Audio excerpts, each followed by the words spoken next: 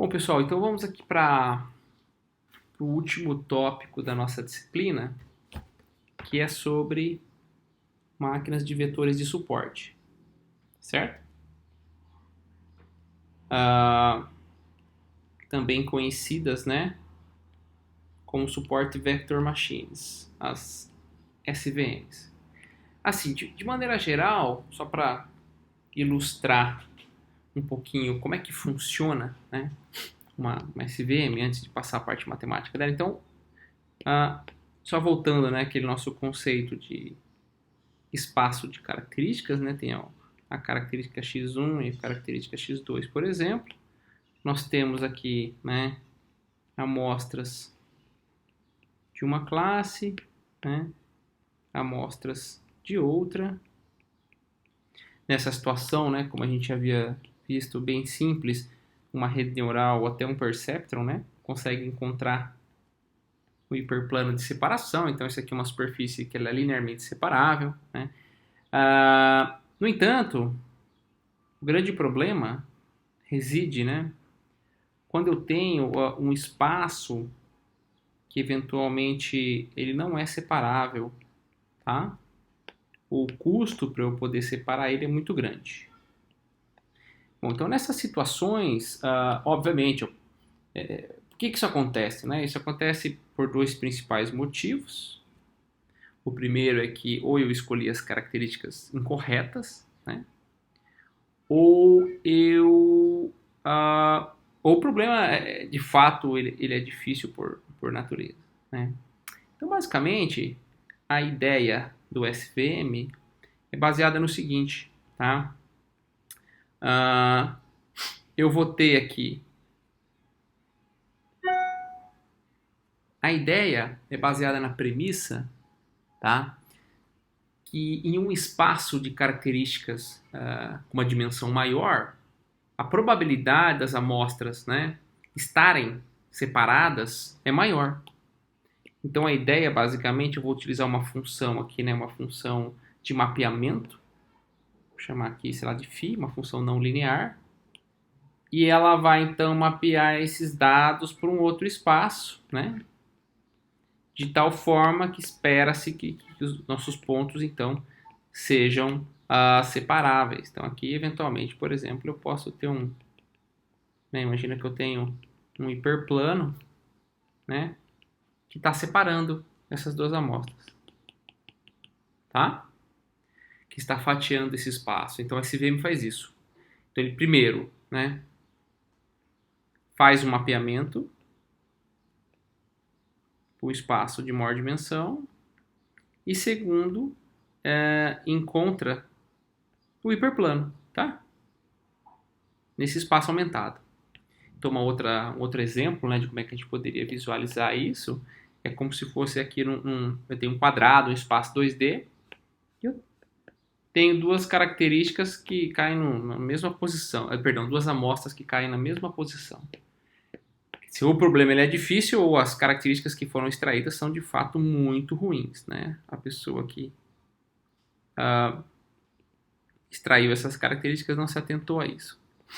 Então, uma outra maneira de enxergar isso é se eu aumentar a dimensão do espaço, como aqui, né, nessa situação eu tenho um quadrado, um espaço 2D, imagina que eu transformo isso em um cubo, né?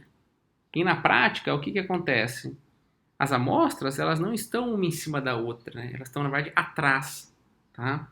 Então, é essa premissa que o SVM usa. Então, aqui eu construí um cubo de gelo, né? Perdão. Eu conseguiria... a ideia é... Eu conseguiria fatiar, né? Esse meu cubo de gelo e as amostras estariam linearmente separáveis. Então, assim, em suma, né, a ideia do SVM é encontrar essa superfície de separação num espaço com maior dimensão, tá? Então, como é que isso funciona? Vamos voltar um pouquinho para a ideia da regressão linear, né? Perdão, da regressão logística. Então, lembrando, qual que era a nossa função hipótese, né, na regressão logística? Era exatamente, né, a função logística. Basicamente, a gente viu, né, que ela tem esse formatinho aqui, né, algo nessa linha, certo? 1, né, aqui o 0. E qual que era a brincadeira, né? Se a classe fosse 1, o que a gente gostaria, né? Que o nosso HW de x fosse próximo de 1, né? Ou seja, o W transposto x, ele fosse muito maior do que 0, né? Lembrando, o valor aqui que vai dar 1 é mais ou menos 4,6.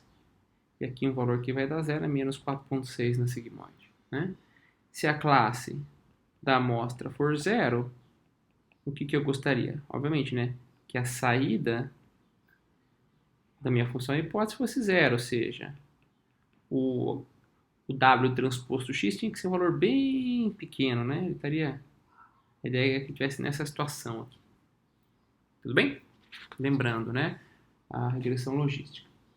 Lembrando mais uma vez aqui a função de custo da regressão logística. Como que era a função de custo da regressão logística, né? Então aqui, ó, o custo, né? Do HW de x, y é o quê, né? Então, vamos lá. Y, o log. Tá aqui só assumindo que eu tenho uma única amostra, por isso que eu não estou usando x e nem y, né? Mais 1 menos y log de 1 menos HW de x. A gente tinha visto lá no início da regressão logística, né? Que a função de custo da regressão logística, ela era composta, né, por duas partes, né? Essa primeira parte, certo? Diz respeito a quando a amostra fosse da classe 1, e essa aqui diz respeito quando a amostra fosse da classe 2, né? Perdão, da classe 0. Legal? Pois bem, eu posso reescrever essa função aqui para deixar ela um pouquinho mais, né, com a... Simplesmente eu vou trocar esse termo aqui, tá, pessoal? O HW de x. Vou trocar ele. Tudo bem? Vamos lá. Só faltou mais um aqui, ó. Que é o menos aqui, tá? Então, eu vou colocar o menos para fora também. Então, como é que ficaria, né? Menos y log, né? Aqui eu tenho minha função logística, tá certo? Mais 1 menos y log de quem, né? 1 menos a minha função logística. Ok? Pois bem. O que nós temos aqui agora para modelar aqui? Então, como é que funciona, na verdade, né, essas minhas funções de custo? Tá certo? Então, ela funciona da seguinte maneira, tá? Perdão aqui. Menos, tá? Então, como é que funciona? Se o y é igual a 1, só relembrando, tá? O que a gente quer, né? Que o W transposto x seja grande, né? A resposta seja grande. Então, vamos lá. O que acontece, né? Como é que seria? Essa é a função de custo da regressão logística, tá certo? Aquela que a gente tinha visto aqui, né?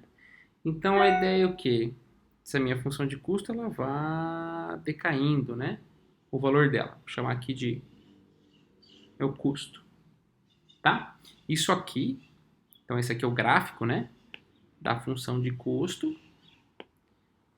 Se eu estiver considerando, né? Essa primeira parte aqui, ó. Tirando y, que é menos log, né? 1 sobre 1 mais e menos w transposto x. Como eu falei para vocês, né? Y é igual. Bom, Só que a gente vai ter que modificar um pouco essa. Só lembrando o que a gente está fazendo, pessoal. Estou fazendo toda uma manipulação aqui para chegar da ideia do regressor logístico para o SVM, tá bom? Então eu vou modificar um pouquinho essa minha função de custo para atender, né, as necessidades do que a gente quer, que é o SVM. Então, basicamente, o que a gente vai fazer? Olha só. Eu vou pegar essa minha função de custo. Então, vou aqui 0, 1, tá? Eu vou pegar essa minha função de custo e vou fazer o seguinte. Ao invés dela ela for decaindo de maneira suave, tá? Eu vou fazer com que ela decaia abruptamente. E aqui ela continua no 0.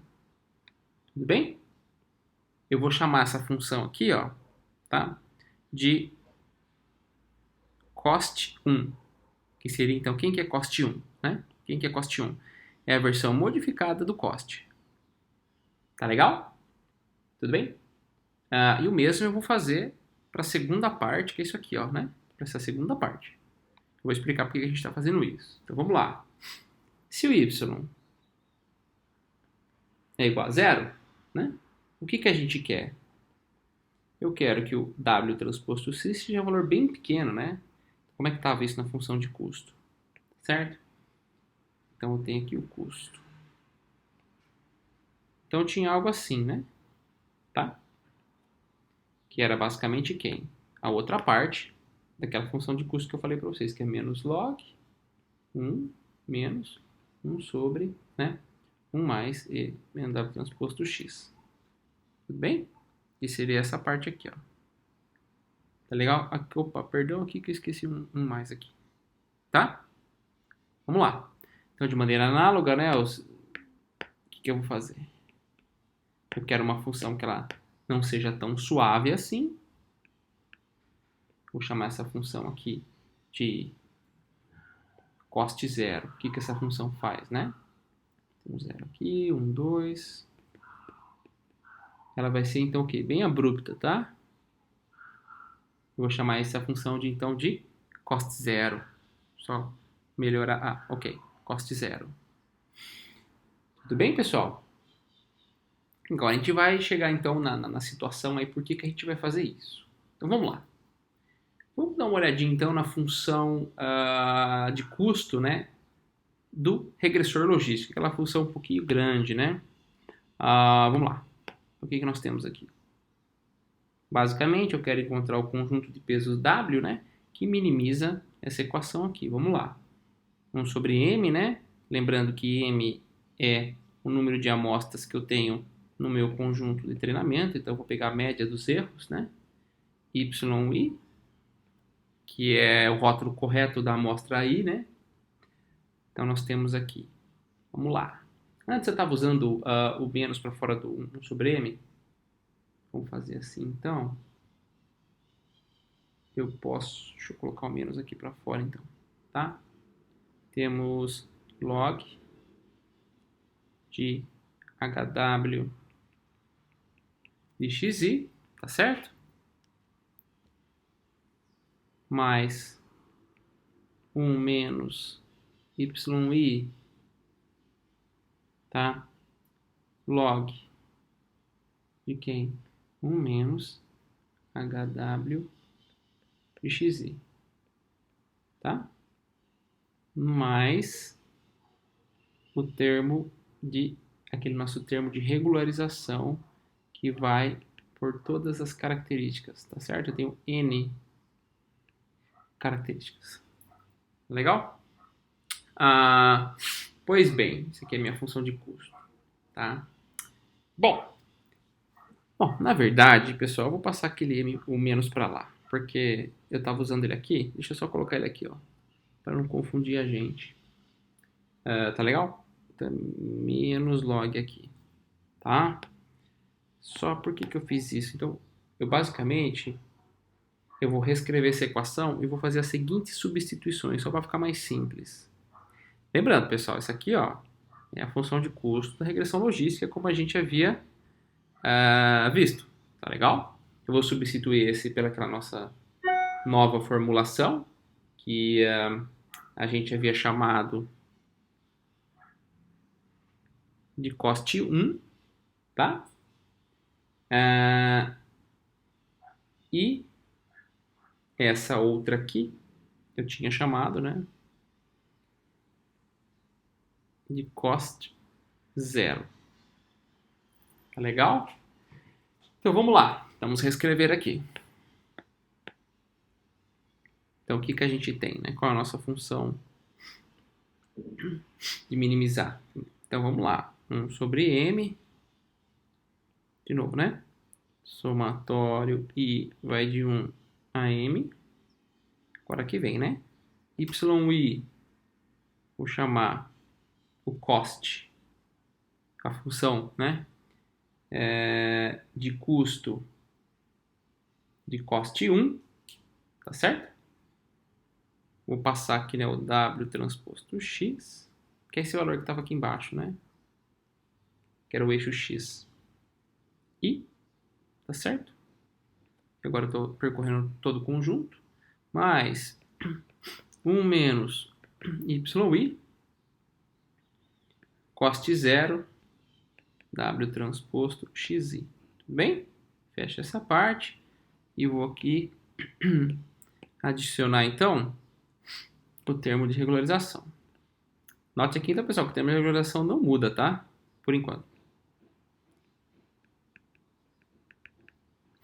Lembrando, por que o J não vai 0? Porque W0 é o nosso bias, lá do começo do curso, né? Nosso W0 sempre valia 1. Tudo bem, pessoal?